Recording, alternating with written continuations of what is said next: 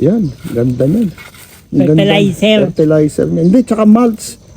Itatamba ko dun sa palibot ng garden ko para yung mga damo hindi tumubo. Pero yan, magsilbi pa rin fertilizer yan. Mataba rin ito yun. Mataba ho yan. Sayang yan eh. Yung mga dahon dyan na sa ilalim ng court na puno, yung dahon ng mga duhat na natuyo, kinuha ko eh, nang tinatambak ko eh.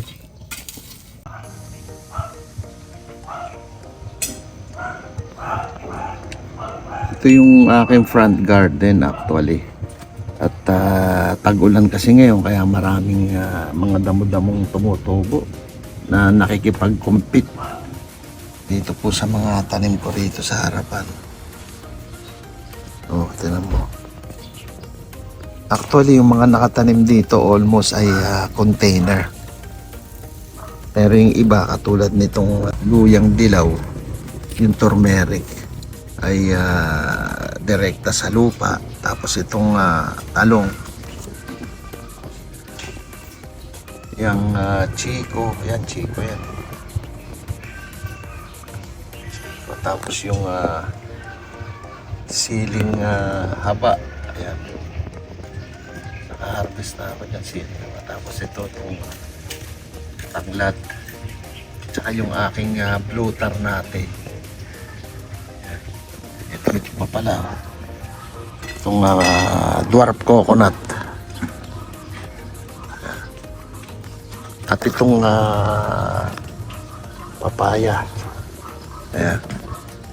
Na nagsisimula na ring mamunga. Kaya lalagyan ko ng mulch. Ayan. Okay. Kaya ko ilalagay yung mga wood chips ng coconut tree. Kasi ang dami ng damo.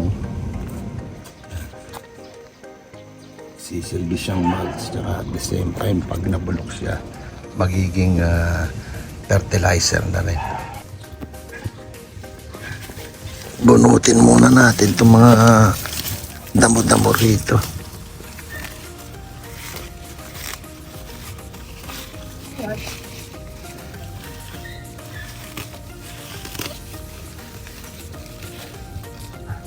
Bilis tumubo eh.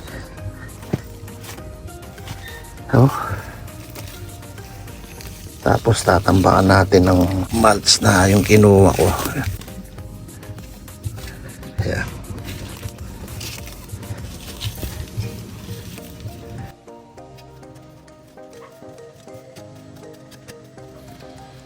Kailangan ding i-cultivate muna yung lupa bago ilagay yung mulch, no, na wood chips na galing sa coconut para mas lalong mag-absorb yung tatambak na mulch sa ibabaw. Yan, ganyan lang para mabilis mag-disintegrate yung mga wood chips na ilalagay sa ibabaw.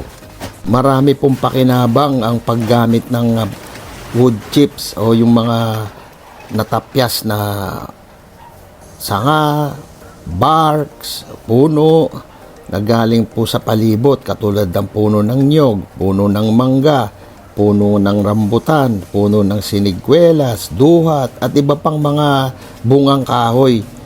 Kaya unang-una rin po ang paggamit ng ganitong mga natural at organic na cover ng ating garden o anumang pinagtataniman po natin ay makakatulong po sa kalikasan. Imbis na gumamit po tayo ng mga chemical fertilizer ay ito na po yung gamitin natin na makakatulong pa sa kaligtasan ng ating kalikasan. Ang isa pa rin pong benepisyo ng paggamit ng wood chips, ito po ay nagsisilbing pagkain ng lupa. Kung kaya ang mga natapyas na mga sanga, bark or puno ay sa katagalan po ng panahon nabubulok po ito. Kung kaya ito po ay nagsisilbing supplement ng lupa. Kaya makikita nyo ito, itong mga nakuha kong wood chips na galing po na ng puno ng nyog ay nagsisimula ng mag-disintegrate. Kaya ito po ay magsisilbing pagkain ng lupa. Kaya ang lupa po ay magiging mataba. Isa pa ring benepisyo po ng paggamit ng wood chips ay pinapanatili nito ang temperatura sa ilalim po ng lupa. Ang proteksyon na takip na ito ay mahalaga, lalong-lalo na sa panahon ng tag-araw at taglamig.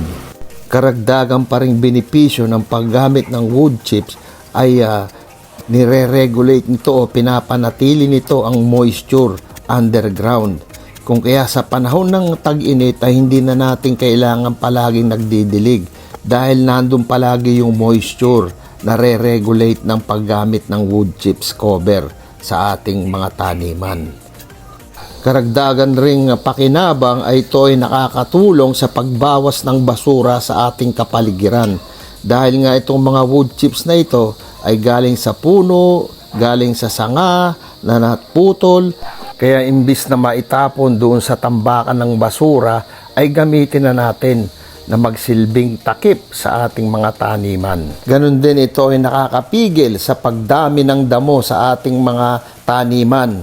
Kaya makikita ninyo yan, ang daming damo dyan sa palibot. At ang paggamit ng wood chips sa ating mga taniman ay makakatulong para ang mga damo ay mapigilang dumami at tumubo.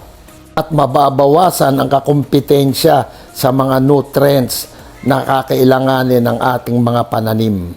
Ang kagandahan rin po ng paggamit ng wood chips ay hindi po ito magastos. Marami po tayong mapagkukuhanan na libre at available po sa ating kapaligiran. Kaya halina po tayo gumamit ng wood chips as a cover o takip sa ating mga taniman at lalong tumaba ang ating mga lupain. Salamat po muli sa inyong suporta sa aking YouTube channel on Cesar's Urban TV Vlog. Keep yourself safe and God bless us all.